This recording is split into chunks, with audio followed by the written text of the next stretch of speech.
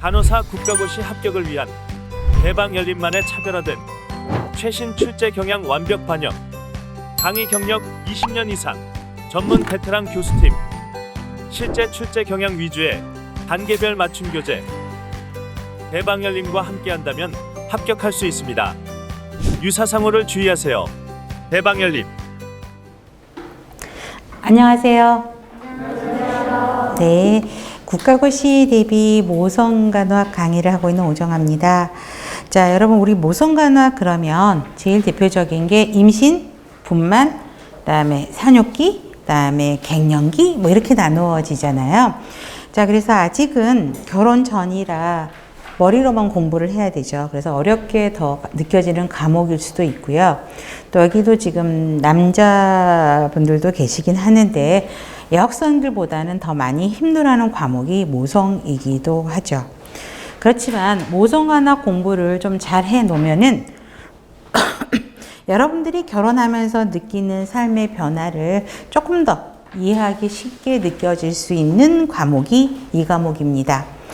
자, 또 우리가 결혼하고 임신하고 분만하고 그죠? 산욕기, 갱년기 다 거치는 과정이 이 안에서 이루어지는 거기 때문에 적극적인 대처할 수도 있는 과목이기도 합니다. 자, 그러면 국시 이야기를 해보면 여러분들이 목차를 한번 봐보세요. 그러면 정상 부분이 많이 나올까요? 고위험 부분이 많이 나올까요? 그렇게 생각하기 쉽죠. 고위험 부분이 많이 나올 거라고 생각을 하시는 분들이 많은데 절대 그렇지 않습니다. 정상인 부분이 많이 나옵니다. 그래서 정상 인부간호, 그죠? 그다음에 정상 산부간호, 그다음에 산욕기 간호, 그다음에 우리 폐경, 갱년, 그쵸? 이게 전반적으로 좀 반수 정도가 이 정도로 문제가 나고 나머지는 이제 각각의 고위험에서 대표적인 질환들이 문제에 나온다는 것을 볼 수 있습니다. 그렇기 때문에 모성은 정상적인 생리과정, 간호 이것만 잘 공부를 해도 국시에서는 좋은 점수를 얻을 수 있고요. 제가 아동에서도 이야기했지만 모성에서 점수는 남학생들은 조금 그럴 가능성이 있지만 여학생들은 모성에서 점수가 낮지는 않을 거예요. 흐름들을 다 자기 몸의 신체 리듬들을 알고 있기 때문에 조금만 공부하면은 모성간호학은 좋은 점수를 얻을 수 있습니다.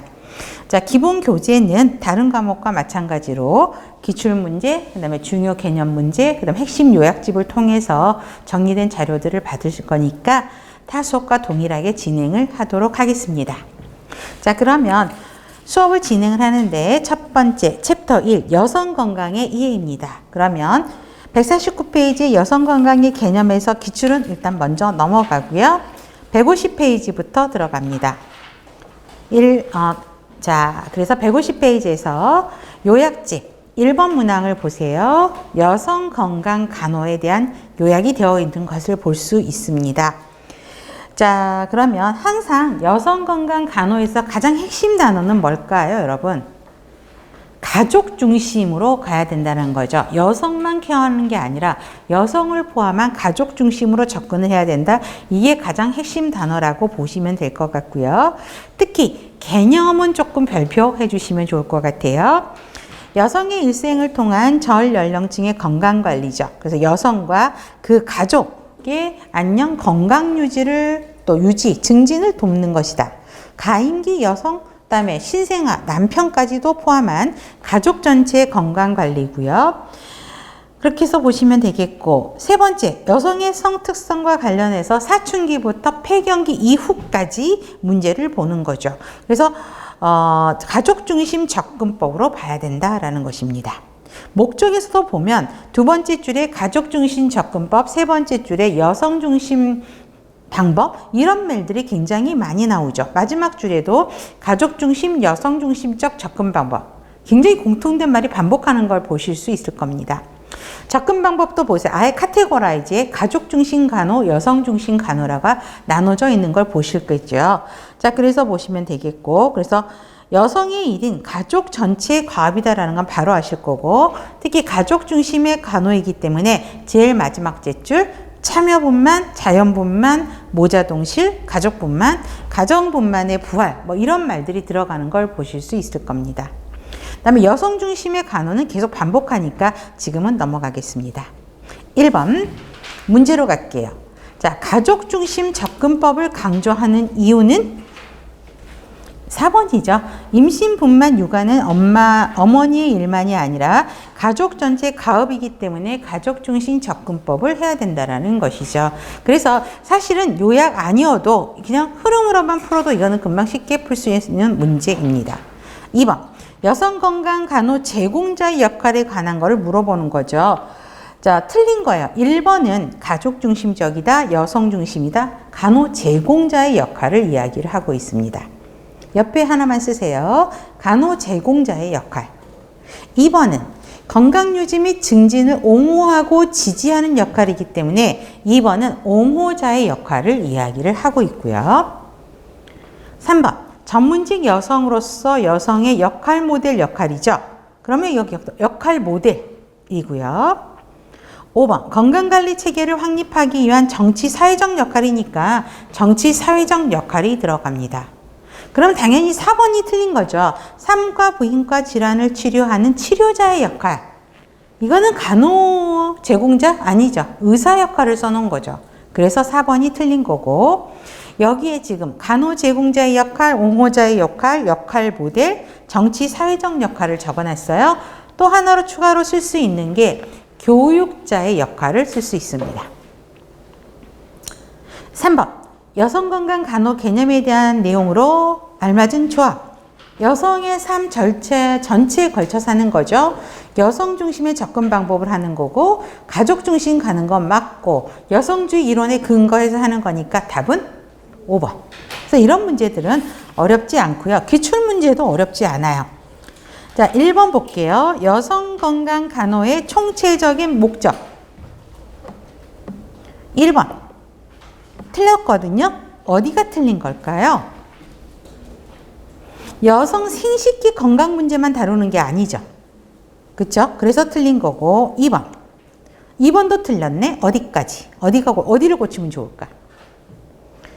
가임기와 관련된 초경과 폐경에 관한 어떻게 보면 맞는 것 같아요. 아니죠. 사춘기부터 시작해서 폐경기 이후까지로 바꿔야 되겠죠. 3번 여성 개인의 정신적 건강에 초점을 맞춘다. 정신적 건강 초점도 플러스 신체적 건강까지도 또 건강 어떤 문제까지도 다 포함하는 거죠. 정신적 초점에만 맞추는 간호는 하는 건 아니죠. 4번 어머니 역할에 중점을 둔다고요? 아니죠. 임신, 분만, 출산 이런 과정에서 나타나는 여성 플러스 가족 전체의 접근법이 필요한 거고요. 5번 여성과 가족 중심의 관점으로 포괄적인 간호를 하는 것이다. 이게 총망라하고 있죠. 답은 5번. 2번 여성 건강 간호의 중점, 관점으로 옳은 것. 임산부와 가족이 자연적인 출산 과정을 경험한다. 맞습니다. 2번 여성의 주도로 가정의 역할을 분담하고 책임한다. 여성이 주도적인 건 아니죠. 가족 전체의 과업인 거지 여성이 주동적으로 모든 일을 진행하는 건 아니죠. 3번 여성 개인의 요구에만 맞춰서 간호를 제공하나요? 아니죠. 가족의 신체적인 그러니까 여성, 아동 그쪽 가족의 것도 다 포함해야 되고요. 출산하는 동안 여성을 가족 역할에서 제외하면 당연히 안 되겠죠. 완전 틀린 말. 의료인의 주도로 분만하면 더더욱 안 되는 말이죠. 1번. 3번입니다. 여성 중심 간호에 대한 설명이에요. 생식기 질환에만 초점을 둬요? 틀렸죠? 아니고. 전통적인 영양화를 중요시하는 것도 더더욱 아니고 수동적으로 반응하는 존재다? 말도 안 되죠. 자율적으로 의사결정하는 주체로 인식한다. 얘가 맞죠? 그 다음에 지배자, 피지배자의 관계? 말도 안 되지. 이런 문제만 나오면 너무 행복하지 않을까? 그쵸? 이거는 그냥 거저주는 문제라고 보셔도 돼. 이건 거 틀리면 절대 안 되지. 4번. 여성 건강 간호에 바라보는 여성에 대한 관점. 이것도 그냥 공부 안 해도 풀 수 있는 문제. 3번. 그렇죠. 건강관리에 대한 자기결정권이죠. 그래서 여성중심 접근이란 말이 또 여기서도 연결이 되는 걸 볼 수 있습니다. 그래서 이 전체적인 개념은 사실은 공부 안 해도 쉽게 다 풀 수 있는, 천천히만 보면 풀 수 있는 문제이기 때문에 그냥 가족 중심, 여성 중심 이런 것만 보셔도 됩니다. 다음 두 번째 성건강 간호입니다. 자, 그러면 151페이지는 일단 스킵하고 152페이지부터 들어갑니다. 자, 외부 생식 기계와 내부 생식 기계로 나눠지죠. 그래서 요약집 보면 외부 생식 기계, 내부 생식 기계 또 나눠서 자세하게 들어갈 겁니다. 자, 사춘기 여성에서 내부 생식 기계 성숙을 알 수 있는 징후? 성숙, 내부 성숙 징후. 월경 시작이죠. 초경. 그쵸?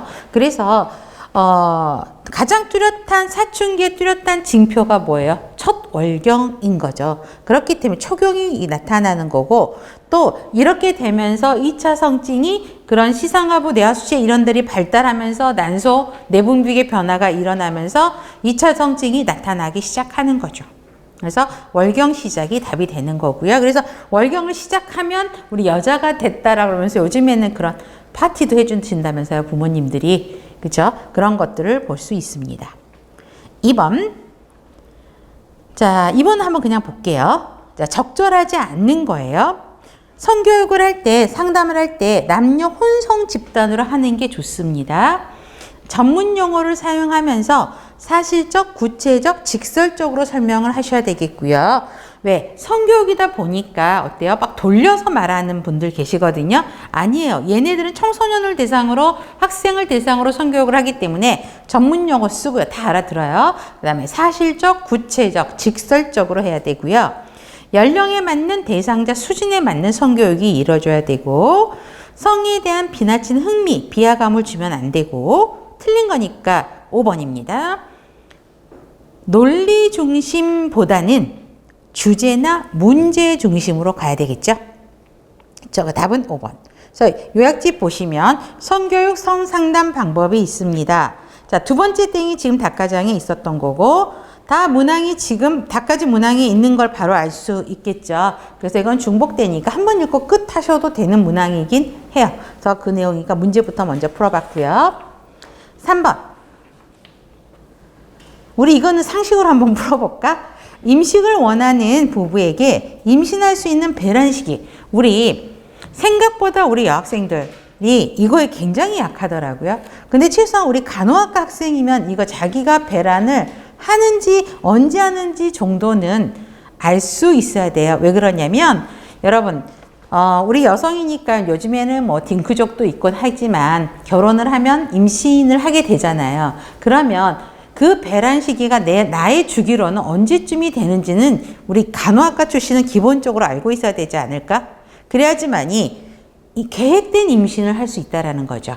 그냥 어떻게 하다가 임신이 돼가지고 분만을 하고 임신하고 육아하고 분만하고 출산하고 이런 거보다 내 몸이 어떤 상태에서 임신을 하면 좋은지 계획해서 하는 임신이 굉장히 아이에게 효과적인 거죠. 그렇기 때문에 그러려면 배란 시기를 아는 게 좋습니다. 나중에 이건 계속 반복해서 나올 거예요. 답은 3번. 다음 월경 예정이에요. 다음 달 월경 예정에서 플러스 마이너스 2일. 그래서 다른 말로 하면 플러스 마이너스 1이니까 어때요? 다음 월경 예정일에 12일, 16일 전이죠. 그쵸? 이거를 간단하게 해서 14일에서 플러스 마이너스 2일. 같은 말이죠. 보시면 됩니다. 이거는 꼭 머리에 넣어 놓으셔야 됩니다. 자, 4번. 기초체험법은 자연피임법이죠. 그쵸? 이거는 잠깐만 요약집을 먼저 볼게요.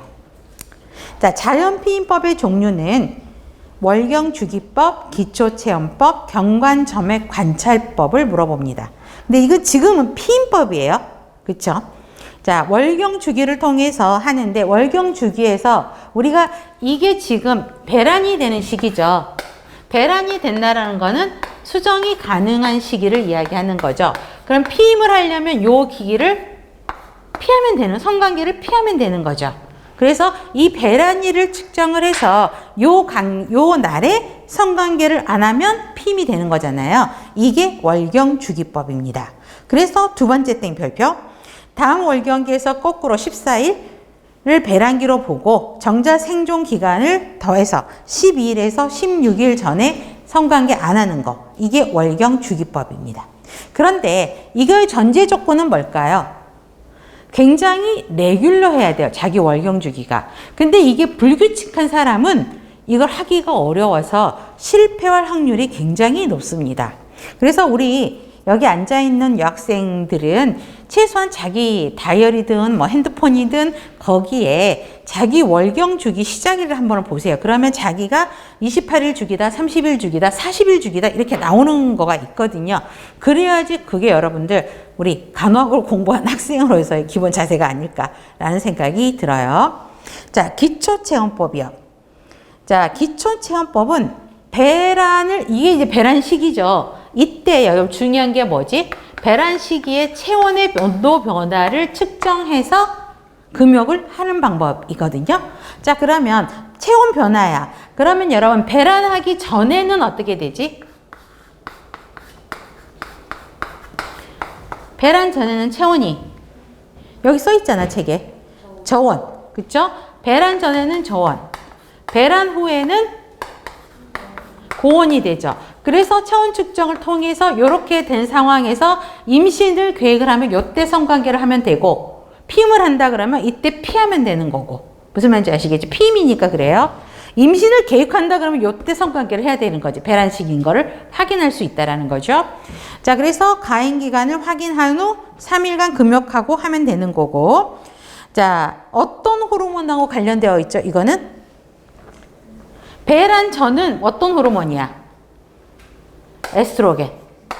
그 다음에 배란 후에 임신과 관련되는 거는 프로게스테론 호르몬이죠. 이것도 기본으로 갖고 가요. 계속 나올 거예요. 두 가지. 그래서 기초 체온이 0. 뭐 1도씨 이상 올라가지 않아요. 0.2도, 0.3도, 뭐 0.3도, 0.4도, 0.5도 미만으로 올라가는데 프로게스테론의 호르몬의 작용으로 자, 저온에서 고온으로 올라간다. 그게 기초 체온법이에요. 자, 그런데 기초 체온에는 영향을 많이 줄 수, 변수가 많아요. 그게 뭐냐? 감염이면 열이 올라갈 수 있죠. 열나잖아, 우리. 그 다음에 과로하고 하면 열나고, 성교를 또 했느냐 안 했느냐에 따라서 열이 날 수도 있잖아요. 그 다음에 겨울에 전기 패드를 놓고 잤어. 그러면 체온이 올라갈 수 있죠. 그거를 파악하기는 어렵다고. 그게 체온 변화에 영향을 줄 수 있다라는 거죠. 그래서 그걸 거기에다가 그 그래프에다가 다 써요. 그래서 체온을 측정을 해서 온도 측정해서 이렇게 쓰잖아요. 올라가죠. 그러면 요때 뭐 감기 폐렴으로 아팠다라든가 이때 성교가 이루어졌다. 이런 거를 다 마킹을 하게 되어 있어요. 의료진이 보고 판독할 수 있게. 근데 이런 게 그러한 거를 일으키는 변수 중에 하나라는 거죠. 그다음에 경관점액 관찰법입니다.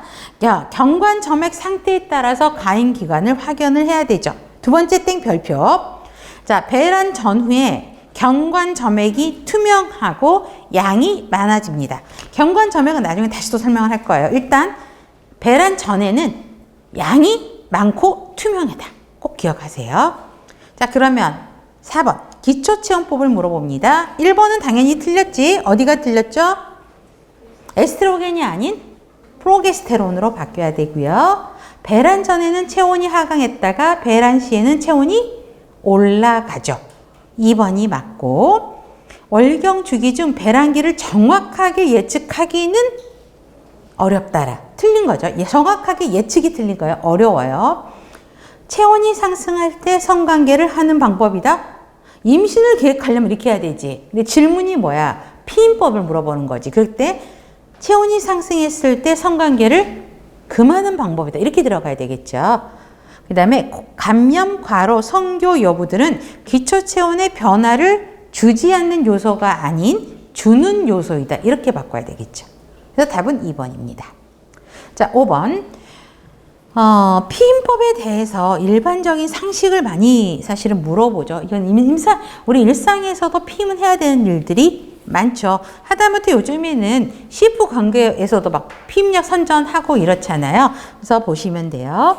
자, 그래서 일단 가장 기본적인 거는 일시적인 피임법이냐 영구적인 피임법이냐를 먼저 구별을 하셔야 됩니다.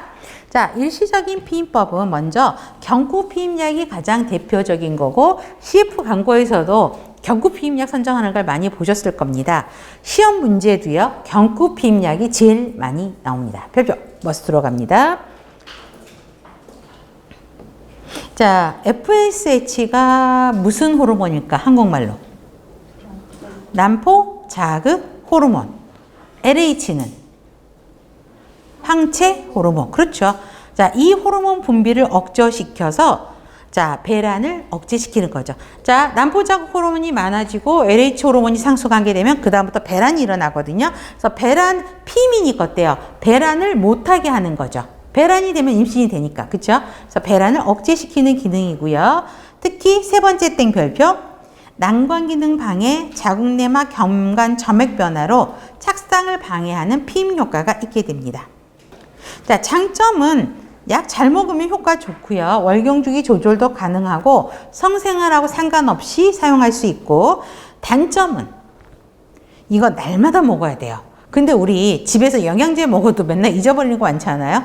학교 갔다가 잊어버렸다 뭐 이런 거 많죠. 그런 일들이 이거는 꾸준하게 약 날마다 복용을 해야 되는 문제점이 있는 거죠. 자, 부작용을 보시면 자, 여기서 보면 이거 어떻게 다 외워? 그쵸? 이런 문제점이 있다 정도만 외우시면 되고요. 월경 많아지게 되고, 그 다음에 식욕, 피로, 우울 이런 것들도 있을 거고, 출혈 이런 것도 있다 보면 돼요. 그죠? 자, 절대금기냐 상대금기냐 중요한 건 아니고, 이런 질환이 있으면 먹으면 안 된다라고 보시면 되고요. 그냥 넘어가도 되고, 그러니까 정의에서 두 번째 땡, 세 번째 땡 기억하면 되고, 그 다음에 주의점을 기억하셔야 돼요. 이건 날마다 복용해야 된다는 거죠. 그런데 잊어버린 일이 많아요. 그쵸? 아침에 먹어야 되는데 지금 생각났어. 그럼 12시간 이내다 그러면 지금 바로 먹고 다음날 예정대로 먹고, 12시간 넘어갔어. 마찬가지예요. 즉시 복용 후 다음 정제도 그 다음날 먹으면 되는 거고요. 그런 문제들도 나오기도 해요. 그 다음 자궁내 장치 별표하세요. 자궁내 장치도 시험 문제 많이 나옵니다. 자궁강 안에 플라스틱 기구를 집어넣어요. 자, 자궁이 이렇게 있으면 여기에 이런 형태로 돼서 이렇게 돼서 이런 피임 장치를 집어넣는 거거든요. 그래서 수정란이 들어와서 여기에 착상하는 걸 막는 것이 자궁내 장치입니다. 자, 그래서 수정란의 착상 방지, 그 다음에 정관의 난관 이동을 방해하는 역할을 해요. 그래서 많이 쓰는 게 루프, 미네라 이런 것들을 많이 하고요. 자, 장점은 이거는 일시적일 수도 있고 일시적이라는 건데, 여기서 지속적인 피임법이라는 거는 이거 한 번 넣으면은요 3년에서 5년 정도 쓸 수 있거든요. 그러니까 한 번 넣어놓고 잊어버렸다가 나중에 교환주기 지났을 때 체인지 하시면 되는 거거든요. 자, 보시면 그래서 지속적이라는 거지 영구적인 건 절대 아니에요. 그 다음에 임신을 원할 때는 제거가 가능하다는 거죠. 그래서 아기를 낳고 그 다음 터울 조정할 때 있죠. 그쵸? 아기 출산 나이 조정을 할 때, 이럴 때 효과적으로 경수환부들이 쓰는 게 자궁내 장치입니다. 자, 그런데 부작용이 생각보다 많아요. 환자분들이 자궁내 장치를 하시는 분들이 많은데, 이게 조금 뭐냐면 월경이 좀 불순하거나 양이 많아질 수 있고요. 뭔가 플라스틱 기구를 집어넣어놨죠. 그러면 왜 질 분비물이 여러분들 있잖아요. 근데 질 분비물이 꾸준하게 나와요.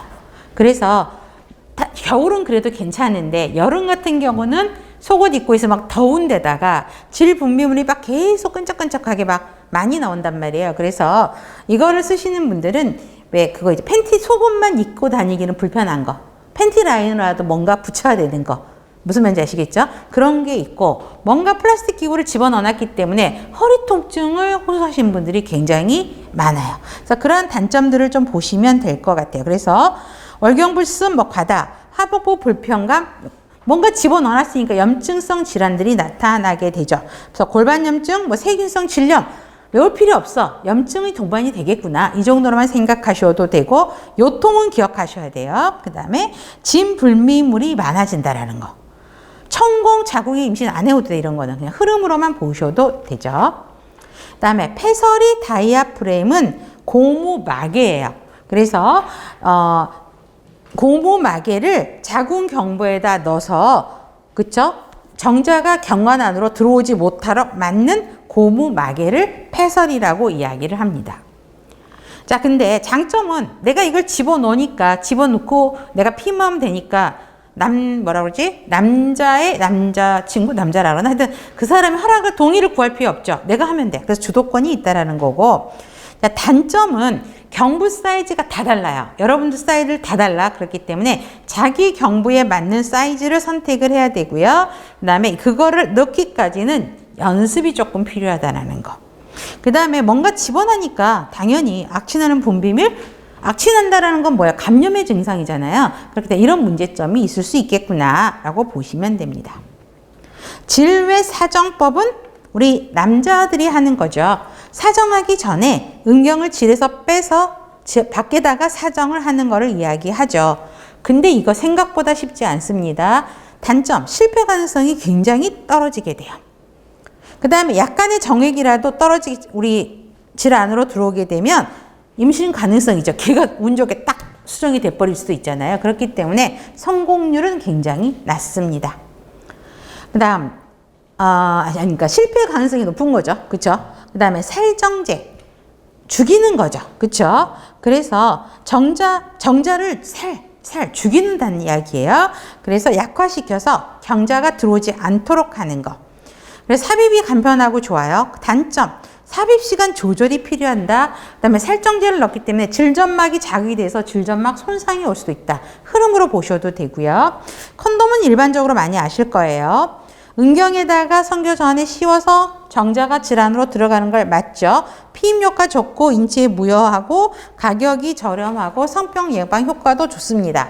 단점은 벗겨질 수도 있고 찢어질 수도 있는 거죠. 그 콘돔이 불량한 거. 그쵸? 보시면 되고요. 그 다음에 누바링이요. 부드럽고 투명한 링인데 이거를 질 안에 한 달에 한 번 정도 질 안에 넣습니다. 그리고 3주간 질 내에 있으면서 피임 효과를 있고요. 그 다음에 3주 지나면 한 번 빼요. 빼면 1주는 뭔가 없는 상태에서 질이 깨끗하게 보존이 되겠죠. 쉬는 시간을 갖는다라는 거죠. 그래서 한 달에 한 번씩 넣고 3주 뒤면 뺐다가 1주 쉬고 다시 넣는 거. 이게 누바링이라고 이야기를 하고 있고요. 이거는 내 처방을 받아야 돼요. 그래서 약국에서 구입을 하는 것이고. 그 다음에 피하 이식법. 자, 피하 이식법은 황체 호르몬 동그라미, 황체 호르몬이 담긴 튜브를 팔의 피하에 이식을 하게 됩니다. 그래서 날마다 이 호르몬이 나오게 해서 피임을 하는 방법입니다. 3에서 5년간. 자, 에스트로겐은 방출되지 않고 프로게스테린만 나오는데, 자, 정자 통과를 어렵게 하죠. 그래서 효과는 되게 좋아요. 장시간의 피임도 좋습니다. 그리고 스탑하면 바로 임신도 가능합니다. 근데 뭔가 피부에다가 집어넣잖아요. 그쵸? 그렇기 때문에 이식 부위에 이물감 등이 있게 됩니다. 페미돔은 콘돔과 같은 거죠. 콘돔은 남자들이 쓰는 거라면 페미돔은 여성들이 쓰는 게 페미돔이죠. 그래서 여기 역시도 부드러운 플라스틱 제품으로 만들어져 있고요. 자, 앞쪽은 튀어 있고 바깥쪽은 튀어 있고 안쪽이 막혀 있는 거야. 그러면 남자 성기가 삽입되어서 열려 있으면 정자가 나오겠죠. 근데 질 쪽으로 들어가는 쪽이 막혀 있단 말이에요. 그래서 피임을 하는 게 페미돔입니다. 자, 그렇게 보시면 되겠고요.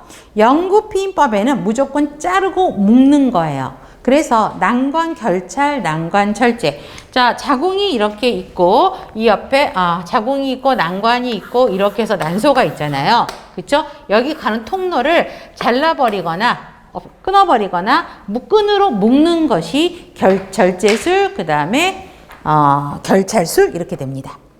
자, 그래서 절단을 하고 묶어버리니까 들어와서 지나갈 수가 없죠. 정자가 지나갈 수 없죠. 그렇기 때문에 자, 정자 난관 통과를 막아버리죠. 자, 그런데 자, 난관 결찰, 난관 절제를 했어요. 그럼 이건 두 번째 것도 기억을 해야 돼. 자, 월경 배란 호르몬 기능은 왜 정상일까? 이게 시험 문제 여러분. 난관 결찰술, 난관 절제술 시행했어요. 그러면 여성의 생리 변화는 어떻습니까? 그래서 월경 가능하다, 배란 가능하다, 뭐 호르몬은 정상이다, 뭐 이렇게 나오거든요. 왜 정상이죠? 자, 배란하고 하는 거, 호르몬 나오는 건 어디에서 나와요? 난소. 그치? 난소는 정상이기 때문에 지금처럼 월경, 배란, 호르몬 기능은 할 수 있어. 근데 임신은 왜 불가능해? 정자가 통과하지를 못하니까 주로 난관의 팽대부에서 수정이 되거든요. 수정란이 수정돼서 거기에 딱 수정란이 수정이 되는 데가 난관의 팽대부예요. 근데 거기를 묶어놔 버리니까 통과를 못하는 거죠. 그래서 임신은 어려운 거죠. 자, 장점은 이렇게 보셔도 되고 피임 효과 좋습니다. 네, 결찰술은 묶는 거니까 그래도 풀면 돼요. 절제술은 복원하기 어렵겠죠. 그렇죠? 정관 절제술입니다. 정관을 절제하는 거죠. 성생활 지장 없고 정액량 변화 없다라는 거. 세 번째 거 동그라미. 자, 남자분들이요. 정관 절제하라 그러면 정관을 또 묶으라 그러잖아요. 여기도 그거 묶는 것도 빠졌네. 묶거나 아니면 절제하라 그러는데 남자분들 싫어합니다. 왜요? 성생활에 지장 줄 수도 있다. 내가 이거 묶거나 자르면 정액량의 변화가 있는가 있는 거 아니냐라고 되게 싫어합니다. 그래서 시험 문제는 이거예요. 두 번째 땡. 자, 피임 효과 굉장히 좋습니다. 단점은 잘라놓으면 복원하기가 되게 어렵죠. 그렇죠? 그 다음에 주의점. 자, 정관 내 정자가 한 달에서 석 달 정도 묶고 절제했는데 남아있을 수 있어. 얘가 석 달 동안. 그렇기 때문에 수술했으니까 바로 성관계 피임 되겠구나. 오류입니다. 절대 그거 하시면 안 돼요. 그래서 그러니까 2회 지속적인 점액 검사에서 정자가 발견되지 않을 때까지는 다른 방법의 피임이 필요하다라는 거죠. 그래서 뭐 2번 검사다 뭐 이런 건 안 해도 되고 한 100일 기준으로 생각하세요. 그 정도까지는 그 안에 남아있는 정자가 살아있을 수 있기 때문에 다른 병행할 수 있는 피임 효과, 피임 방법을 같이 사용하면 좋다. 이렇게 외우시면 됩니다. 근데 산부인과 이렇게 뭐 이래 오시잖아요. 그러면 이런 일들 굉장히 많아요. 부부가 싸움하고. 그러니까 남편은 자기는 분명히 수술을 했는데 와이프가 임신을 했다는 거야. 이건 자기 애가 아니라는 거야. 그런 일들이 생각보다 많습니다, 여러분. 그래서 절대 그러면 우리 사람의 일은 몰라요. 그렇죠? 그렇기 때문에 그런 걸 알고 계시면 효과적으로 대처할 수 있습니다. 자, 보면 5번. 5번이죠? 문제 분격. 자, 피임법을 물어봅니다. 자, 영구 피임법. 난관 절제술만 영구 피임법이죠. 그렇죠? 자궁 내 장치는 일시적인 피임법. 2번은 월경 주기가 불규칙해서 첫째를 분만한 후 둘째 낳기까지 3년 터울로 임신 계획을, 육아 계획을 세우네. 자, 신경 쓰지 않으면서도 확실한 피임을 원할 때 좋은 방법은 자궁내 장치죠. 그렇죠? 그러니까 첫애 낳고 자궁내 장치 삽입하고 3년 지나서 빼버리면 되는 거 아니야. 그리고 임신 계획하면 3년 터울로 임신할 수 있죠. 그렇죠? 그래서 자궁내 장치입니다. 3번. 배란 시계를 이용해서 성관계 피해서 정자와 난자의 수정이 일어나지 않도록 하는 피임법. 기초체온법을 이야기하고 있죠. 4번. 한 번 삽입하면 여러 회를 사용하기에 저렴하며 편리하지만 출혈, 염증을 유발할 수 있는 피임 방법은 자궁내 장치를 이야기하고 있죠. IUD. 배란기의 분비물의 양이 묽고 견사성이 증가하고 점성도가 약화되는 특징을 고려하여 배란 시기를 측정하여 피임하는 방법은 경관점액 관찰법. 동그라미 하세요. 맞죠? 자, 배란 전후를 하면서 양이 많아지고 투명하고 묽어지고 쭉쭉 늘어나고, 그쵸? 점성도가 떨어져야 정자가 통과하기 쉽죠. 그럴 때 성관계를 하면 임신이 되는 거고, 그때 피하면 피임이 되는 거죠. 그래서 여러분, 지금 문제 같은 경우는 5문제를 다 푼 거예요. 한 문제씩이 다 각각의 답이 될 수 있는 문제이기 때문에 정확하게 알고 계셔야 됩니다. 6번. 임신 수술을 받은 38세 여성이 피임 방법에 대해서 물어봤어요. 자, 건강력을 확인하던 중에 간 기능장애 고혈압이 갖고 있을 사람이 간도 나쁘고 고혈압도 있는데 피임 방법을 물어보네. 피해야 될 피임 방법. 경구 먹는 약, 그렇죠? 경구 피임 약들은 피해야 됩니다. 답은 3번. 7번. 매일 하루에 하나씩 경구용 피임 약을 먹었는데 잃어버렸어. 하루 잃어버렸네. 어떻게 해야 될까요? 3번. 즉시 하나를 복용한 다음에 그 다음에는 정해진 시간에 그대로 하나씩 복용하면 됩니다. 3번. 이거는 일반 상식일 수 있어요, 여러분. 그렇죠? 8번. 여성이 사용하는 것, 부드럽고 플라스틱 비닐 제품, 얇고 투명하게 만들어져 있고 질내, 질벽, 경부, 질구의 일부를 덮을 수 있는 일회성 피임 도구. 페미돔을 이야기하죠. 5번. 9번. 항체 호르몬을 사용한 피임법으로 매일 일정량의 호르몬이 나오게 하여 장기간의 피임이 지속되는 피임법. 피하 이식법. 피하로 이식한다고요. 3번이고요. 자, 경관점의 관찰법인데요. 자, 설명으로 옳은 것. 배란 시기와 배란 전에는 어떤 호르몬? 에스트로겐. 배란 후로에는 프로게스테론. 그래서 에스트로겐, 프로게스테론 순서를 바꾸시면 돼요. 근데 외워야 돼. 중요해. 배란일을 중심으로 점액이 증가했다가 감소하는 기간을 전후로 가임기가 되죠. 그렇죠? 그러니까 점액이 증가할 때 성관계가 이루어지면 좋죠. 2번이 맞고, 월경 시작 전 점액이 많아지는 가임기가 뭐지? 배란 시기를 물어보는 거죠. 7에서 10일이 아니라 아까 14에서 플러스 마이너스 2일. 이때가 지금 가임기가 되는 거고, 그게 배란 시기인 거고요. 배란 후에 미끈거리는 달걀 흰자 같은 분비물이 나온다. 배란 후에 나오는 게 아니라 배란이 가까워져 올수록, 그쵸?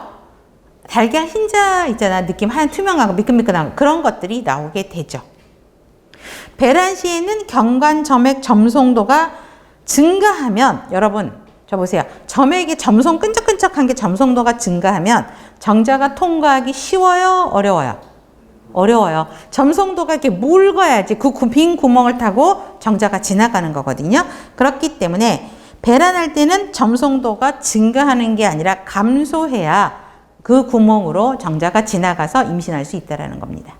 답은 그래서 2번. 11번. 자, 응급피임법도 문제가 제법 나옵니다. 자, 요약집.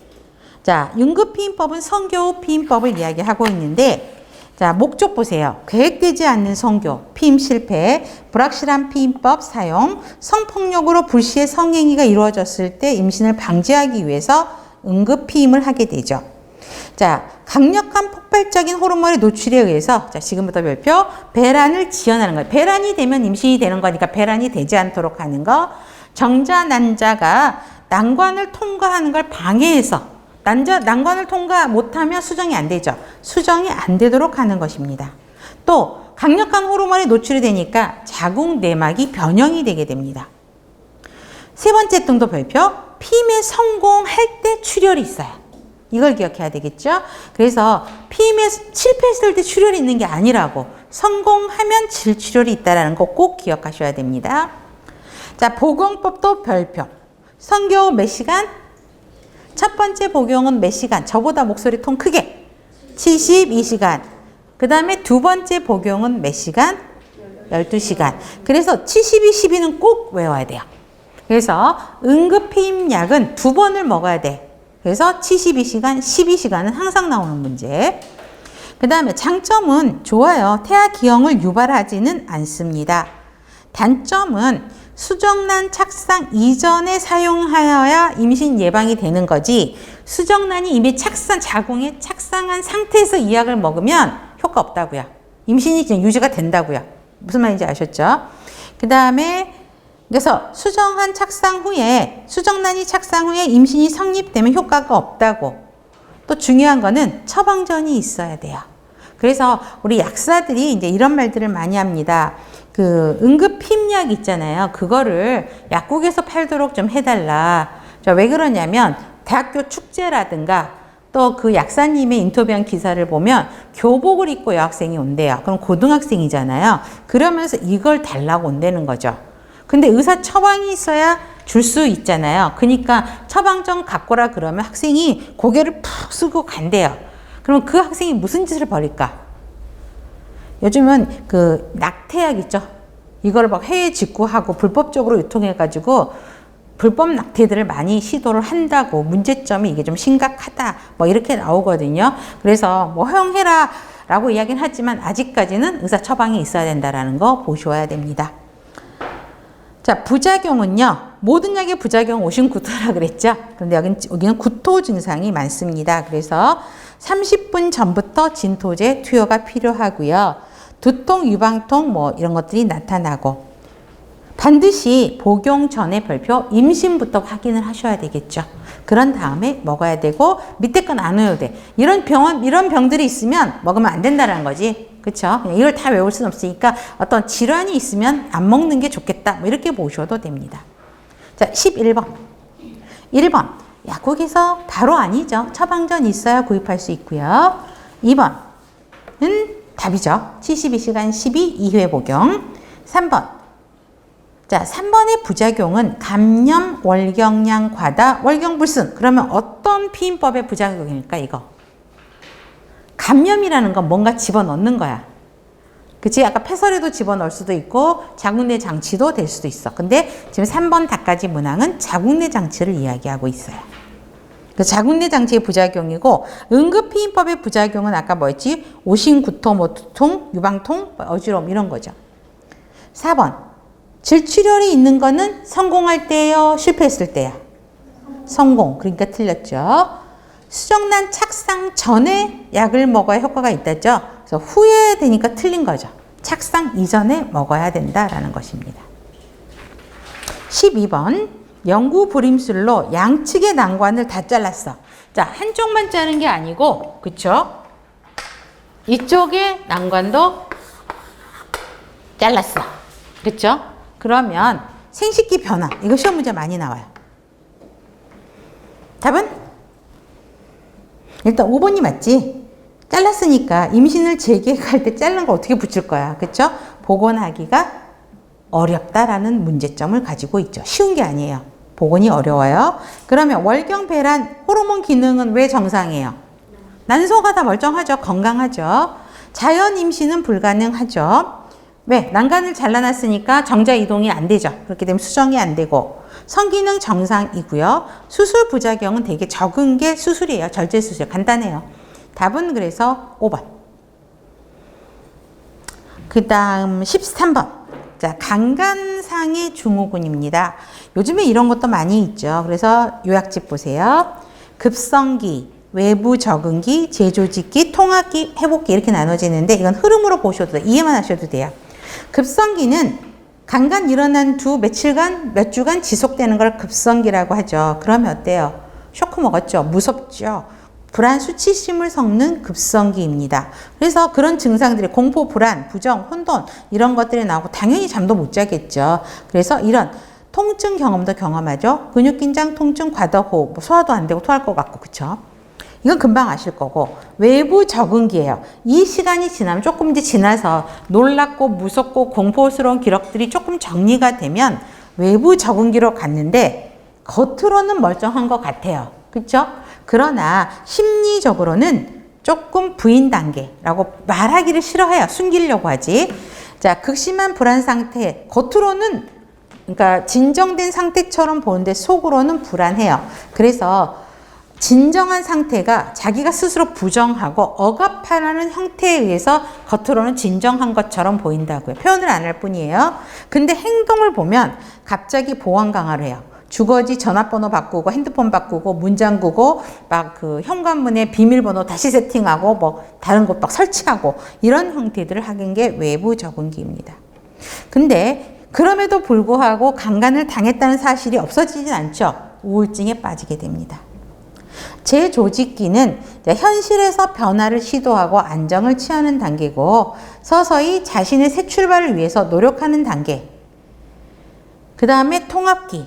타인을 믿게 되고 또 다른 강간 희생자들도 도우려고 하는 단계가 통합회복기라고 이야기하고 이런 강간상해를 당하는 게 보통은 강간상해를 당하면 다 내 잘못, 내가 잘못해서 또 주변에서 뭐라 그러냐면 네가 그렇게 짧은 옷을 입고 다니니까 그렇다. 이렇게 말들이 많이 들려오는 게 많잖아요. 근데 이제 그거에서 벗어나서 가해자한테 있는 거, 내 잘못이 아니다 라는 생각으로 바뀌게 되고 내가 이런 비난을 내가 받을 필요가 없다, 내 잘못이 아니다 라고 인지하는 단계가 마지막 단계입니다.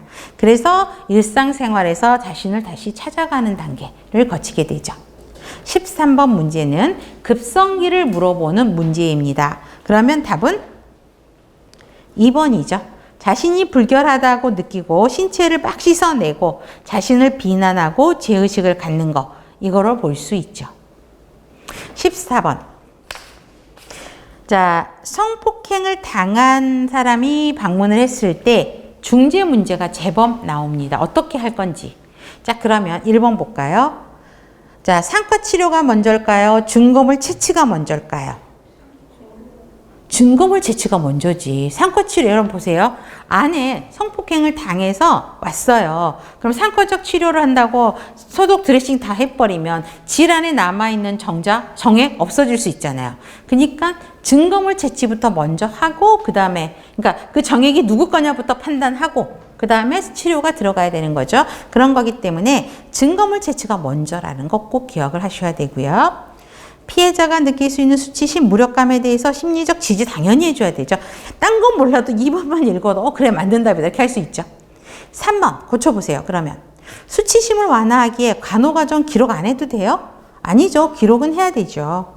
그 다음에 피해자의 신체 의복이 묻은 분비물을 깨끗이 씻어줘요? 아니죠. 증거물 보관해야 돼요. 간간히 난 증거물을 찾아야 되기 때문에 이런 거는 씻지 않고 그냥 비닐팩에다가 넣어서 보관을 하셔야 되겠죠. 그리고 환자 먼저 씻으라 그러면 안 돼요. 그러면 씻으면 다 그 증거들이 물에 의해서 씻겨나가잖아요. 그런 것들을 조심하셔야 됩니다. 질 검사 전 외음부 상처나 이혈에 이물질을 닦아내면 또 안 되겠죠. 그렇죠? 검사 먼저 보존을 하고, 그렇죠? 증거 자료를 먼저 확보한 다음에 질 검사하고 드레싱하고 다 해야 되죠. 답은 2번. 15번 마찬가지입니다. 자, 응급실 방문 전 대소변을 보았는지 확인한다. 왜 그럴까요? 소변 보면서 정액들 다 빠져나갈 수 있잖아요. 그렇기 때문에 대소변을 먼저 봤다 그러면 증거 수집하기가 좀 어려워집니다. 그래서 먼저 물어보고, 즉시 치료해야 될 상처가 있는지 알기 위해 신체 검사를 먼저 해요? 아니죠. 증거물 확보를 먼저 해야 된다고요. 이건 맞아. 죄송해요. 제가 잠깐 예상해줬어요. 치료해야 될 상처가 있으면 먼저 상처부터 확인해야 되죠. 어디가 상처가 있는지, 손에가 상처가 있는지, 질에 상처가 있는지, 그쵸? 어디가 상처가 있는지 먼저 확인한다라는 거. 이거는 치료한다라는 게 아니라 먼저 시진이랑 검사를 해서 먼저 확인한다는 거니까 맞고요. 베타 HCG 양성 반응을 확인한다. 왜요? 어떤 목적 때문에? 임신인지 확인하기 위해서 해야 되죠. 그 다음에 심리 상태를 고려해서 각각의 기록에 사인은 받지 않는다. 사인을 받지 않는 건 맞습니다. 왜냐면 그 너무나 충격적인 상태이고 고통스러운 상태인데 그 기록지 맞냐고 막 하잖아요. 그럼 되게 스트레스 받아요. 그래서 사인은 받지는 않지만 기록은 다 남겨두셔야 되죠. 강간에 대한 세밀한 보고서는 정신적 안정을 위해 작성하지 않아요? 아니죠. 이거는 작성을 해야 되죠. 그래서 이것도 안 읽어봐도 5번, 당연히 5번은 아니지 라고 하지만 나머지 문제는 고치셔야 된다라는 거죠. 좋습니다. 자, 그러면 기출문제로 가겠습니다. 151페이지. 자궁내막을 변화시켜서 수정란 착상을 방해해서 임신을 예방하는 피임 방법. 자궁내 장치죠. 4번. 2번. 1년 동안 임신이 안 돼서 난임 클리닉을 방문했어요. 기초체험법. 중요한 건 기초체험법이야. 자, 목적. 임신이 안 돼서 난임 클리닉이니까 임신 계획을 세우라는 거지. 그러면 기초체험법을 해서 기초체험법을 통해서 임신을 계획하는 거니까 뭘 하는 거지? 1번. 배란 시기를 확인하는 거죠. 체온 변화를 보고 배란 시기가 언제인지 확인해서 그때 성관계를 하십시오. 라고 되는 거죠. 답은 1번. 3번. 성공력 피해자에게 원치 않는 임신을 예방하기 위한 중재. 3번이죠. 72시간 내에 응급히 임약 투여해야 되고요. 즉시 세척하면 안 되죠. 그 다음에 살정제를 투여하면 더더욱 안 되고, 임신 반응 결과가 나올 때까지 기다리기도 아니고, 스테로이드 요법 할 필요도 없죠. 4번. 성폭력에 관한 올바른 인식. 자, 이게 22년 기출이에요. 이건 그냥 풀어도 돼. 자, 답은?